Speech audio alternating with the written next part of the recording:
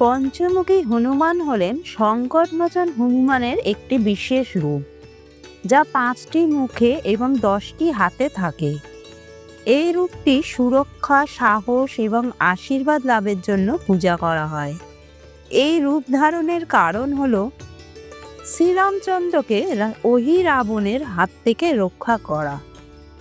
অহিরাবণ ছিলেন লঙ্কার রাক্ষস রাজা রাবণের ভাই এবং পাতাল লোকের রাজা, যিনি মায়াবী শক্তি ও তন্ত্রমতে পারদর্শী ছিলেন।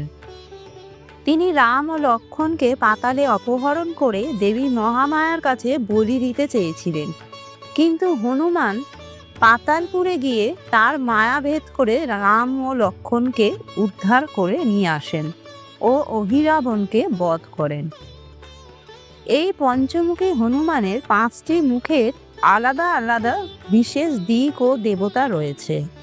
পূর্ব মুখে অর্থাৎ সোজাসুজি হনুমান, যিনি শত্রুদের ধ্বংস করেন এবং ভক্তদের সুরক্ষা প্রদান করেন। দক্ষিণমুখী নৃসিংহদেব, যিনি ভয় দূর করেন।